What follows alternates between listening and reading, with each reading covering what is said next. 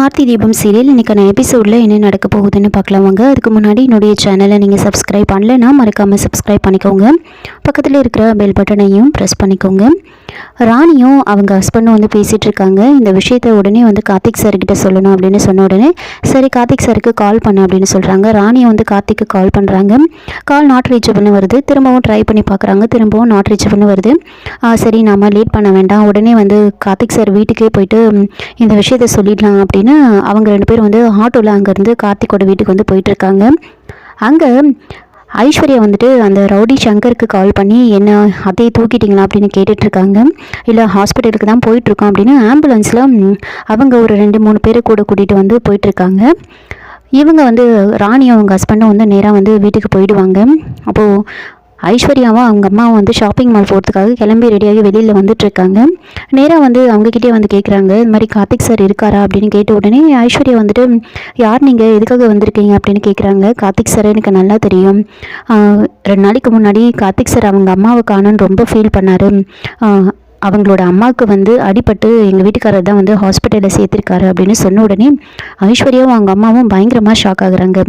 உடனே அவங்க முன்னாடியே வந்து ஐஸ்வர்யா என்ன பண்ணுறாங்கன்னா, எங்கள் அத்தை கிடச்சிட்டாங்களா, எங்கள் அத்தை நல்லா இருக்காங்களே, இப்போ எதுவும் இல்லைல்ல அப்படின்னு 2 பேரும் மாற்றி மாற்றி பயங்கரமாக நடிக்கிறாங்க. ஐஸ்வர்யாவோட அம்மா, என் சம்மந்தியை பற்றி ஒரு நல்ல செய்தி சொல்லியிருக்கீங்க, உங்களை பார்க்கும்போது பார்வதியும் பரமசிவனை பார்க்குற மாதிரி இருக்குது அப்படி இப்படின்லாம் பேசுகிறாங்க. அப்போ அவங்க வந்துட்டு என்னம்மா எங்களை போய் நீங்கள் இப்படிலாம் சொல்கிறீங்க, இந்த விஷயத்தை நீங்கள் கார்த்திக் சார்கிட்ட சொல்லிவிடுங்க அப்படின்னு சொல்கிறாங்க. அப்போ ஐஸ்வர்யாவும் சரி நாங்கள் இந்த விஷயத்தை வந்து சொல்லிட்டோம், நீங்கள் கிளம்புங்க அப்படின்னு அவங்கள அப்படியே வந்து அனுப்பி வச்சிடுறாங்க. அவங்களும் திரும்ப போயிடுறாங்க. அப்போ ஐஸ்வர்யா வந்துட்டு சொல்கிறாங்க, அம்மா நல்ல வேலை தப்பிச்சோம், நாம் ஷாப்பிங் மால்லாம் போக வேண்டாம், நீ வா நம்ம உள்ளே போகலாம் அப்படின்னு சொல்லிட்டு 2 பேரும் உள்ளே போயிடுறாங்க. இவங்க வந்து ஆட்டோ வந்து ஸ்டார்ட் பண்ணிகிட்ருப்பாங்க. ஆட்டோ ஸ்டார்ட்டே ஆகாது. ராணி வந்து இறங்கி நின்றுட்டுருக்காங்க. அப்போ கரெக்டாக தீபா கோவிலுக்கு போயிட்டு வந்துட்டுருப்பாங்க. ராணியை பார்த்த உடனே ராணிக்கா அப்படின்னு பேசுகிறாங்க. அப்படியே தீபாவை பார்த்துட்ருக்காங்க. அவங்க எனக்கா என்ன தெரியலையா அப்படின்னு கேட்க, தெரியுமே நீங்கள் தானே கார்த்திக் சாரோட ஒய்ஃபு, எனக்கு தெரியும் அப்படின்னு சொல்கிறாங்க. சரி என்ன விஷயமா இங்கே வந்திருக்கீங்க அப்படின்னு கேட்க, இல்லை கார்த்திக் சாரோட அம்மாவை காணோன்னு சொன்னாங்களே, அவங்களுக்கு தலையில் அடிபட்டு எங்கள் வீட்டுக்காரர் தான் வந்து ஹாஸ்பிட்டலில் சேர்த்துருக்காரு, அதை சொல்கிறதுக்காக தான் வந்தோம் அப்படின்னு சொல்கிறாங்க. உடனே தீபா அதை கேட்டு ரொம்ப சந்தோஷப்படுறாங்க. கடவுளே என்னோட வேண்டுதல் வந்து பழிச்சிடுச்சு, அவங்க உயிருக்கு எந்த ஒரு ஆபத்தும் இருக்கக்கூடாது, நல்லபடியாக அவங்கள வீட்டுக்கு கொண்டு வந்து சேர்த்துரு அப்படின்னு வேண்டிக்கிட்டு நீங்கள் 2 பேரும் உள்ளே வாங்க அப்படின்னு 2 பேரையும் உள்ளே கூட்டிகிட்டு போயிட்டு ரொம்ப அவசரமாக வந்து கார்த்திகை வந்து கூப்பிடுறாங்க. கார்த்திகை வராங்க. வந்த உடனே தீபா அத்தை இருக்கிற இடம் தெரிஞ்சிடுச்சு அப்படின்னு சொல்கிறாங்க. அப்போ தான் வந்து ராணியும் அவங்க ஹஸ்பண்டும் வந்து எல்லா விஷயத்தையும் சொல்கிறாங்க.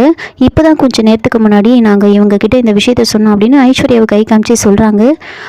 உடனே வந்து ஐஸ்வர்யாவுக்கும் அவங்க அம்மாவுக்கும் என்ன பண்ணுறதுனே புரியல. இல்லை கார்த்தி உங்ககிட்ட சொல்லலான் தான் வந்தோம், இப்போ தான் 2 நிமிஷத்துக்கு முன்னாடி வந்தாங்க, சொல்லலான்னு வந்தோம், அதுக்குள்ளே தீபா வந்து கூட்டிகிட்டு வந்து உங்ககிட்ட சொல்ல வச்சிட்டா அப்படின்னு சொல்கிறாங்க. உடனே கார்த்திக் ரொம்ப முறைக்கிறாங்க ஐஸ்வர்யாவை. என்ன கார்த்தி அப்படி பார்க்குறேன், நான் உங்ககிட்ட சொல்லலைனா கூட இப்போ நேராக ஹாஸ்பிட்டலுக்கு போகலான்னு தான் வந்து கிளம்பிட்டு இருந்தோம், கிளம்பி காரில் போயிட்டுருக்கும் போதே வந்து கூட உங்ககிட்ட நான் சொல்லியிருப்பேன் அப்படின்னு சொல்கிறாங்க. அப்போவும் கார்த்திக் அப்படியே முறைச்சிக்கிட்டே இருக்காரு. சரி எங்கே அப்படின்னு கேட்டுட்டு சொன்னதுக்கு ரொம்ப தேங்க்ஸ் அப்படின்னு சொல்லிட்டு கார்த்திக் ரொம்ப அவசரமாக வந்து ஹாஸ்பிட்டலுக்கு போயிட்டுருக்காரு.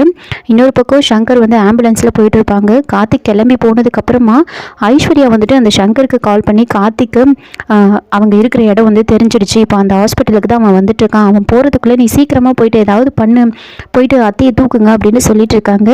இதோ மேடம் உடனே போய்ட்றோம் அப்படின்னு அவங்க ஒரு பக்கம் போயிட்டுருக்காங்க. கார்த்திக் ஒரு பக்கம் போயிட்டுருக்காரு. அங்கே ஹாஸ்பிட்டலில் வந்து ஆப்ரேஷன் பண்ணுறதுக்காக எல்லாத்தையும் ரெடி பண்ணிகிட்ருக்காங்க. அபிராமியை வந்து வேறு ரூமுக்கு மாற்றிட்டு இருக்காங்க. அப்போது அங்கே கிட்னி வந்து டிரான்ஸ்பிளான்ட் பண்ண யாருக்கு பண்ண போகிறாங்களோ அவங்களோட ஒய்ஃபும் அவங்க பையனும் வந்துட்டு என்ன பண்ணுறாங்கன்னா பேசிகிட்டு இருக்காங்க. இந்த மாதிரி ஆப்ரேஷனை வந்து நல்ல நேரத்தில் தான் ஆரம்பிக்கணும் அப்படின்னு சொல்லிட்டு பேசிகிட்டு இருக்காங்க. சரி நம்ம டாக்டர்கிட்ட போயிட்டு பேசி பார்க்கலாம் அப்படின்னு நேராக போயிட்டு டாக்டர்கிட்ட கேட்குறாங்க. டாக்டர் இது கிட்னி டிரான்ஸ்பிளான்ட் ஆப்ரேஷன், பெரிய ஆப்ரேஷன், அதனால் நம்ம நல்ல நேரம் பார்த்து தான் பண்ணணும், ஆப்ரேஷனை வந்து நல்ல நேரத்தில் வைக்கணும், அதனால் இன்னும் ஒரு 1/2 மணி நேரம் வெயிட் பண்ணி பண்ணலாம், 1/2 மணி நேரம் கழித்து தான் நல்ல நேரம் ஆரம்பிக்க போகுது அப்படின்னு சொல்கிறாங்க. சொல்கிறாங்க. சரி அப்படியே பண்ணிடலாம், அதனால் ஒன்றும் பிரச்சனை இல்லை, இப்போ 8:30 ஆகுது, 9 மணிக்கு பண்ணால் கூட போதும், ஆனால் நான் அவங்களுக்கு வந்து இன்ஜெக்ஷன் போட்டுட்டேன், அதனால் ஒன்றும் பிரச்சனை கிடையாது, ஆப்ரேஷன் பண்ணிடலாம் அப்படின்னு சொல்கிறாங்க. சரி நான் அவங்களும் வெயிட் பண்ணிகிட்ருக்காங்க. அபிராமியை வேறு ரூமுக்கு வந்து மாற்றிட்டுருப்பாங்க.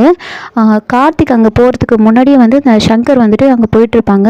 போயிட்டு நேராக ரிசப்ஷனிஸ்ட்டுக்கிட்ட வந்து விசாரிக்கிறாங்க. ஏமா இங்கே ஒரு அம்மாவுக்கு தலையில் அடிபட்டு ஹாஸ்பிட்டலில் சேர்த்துருந்தாங்களே, அந்த அம்மா இப்போ எந்த வார்டில் இருக்காங்க அப்படின்னு கேட்க, நீங்கள் யார், நீங்கள் எதுக்காக கேட்குறீங்க, அவங்கள ஆப்ரேஷன் பண்ணுறதுக்காக இப்போ தான் 2nd ஃப்ளோர் கூட்டிகிட்டு போயிருக்காங்க அப்படின்னு சொல்கிறாங்க.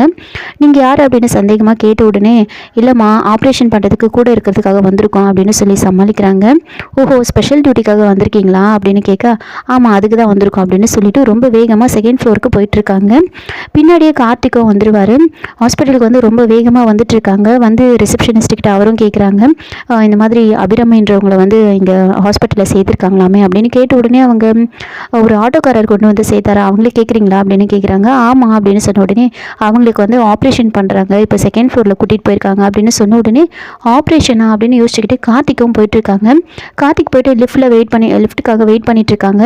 அங்கே ரொம்ப நேரமாக நின்றுட்டுருப்பாங்க. சரி நின்னா வேலைக்கு ஆகாது அப்படின்னு ஸ்டெப்ஸில் ஏறி ரொம்ப வேகமாக போயிட்டுருக்காங்க. இன்னொரு பக்கம் அங்கே அபிராமி இருக்கிற ஒரு இடத்த கண்டுபிடிச்சி அபிராமியை வந்து அங்கேருந்து வீல் சேரில் உட்கார வச்சு தள்ளிட்டு வந்துட்டுருக்காங்க. அவங்க லிஃப்ட்டில் வந்துட்டுருப்பாங்க.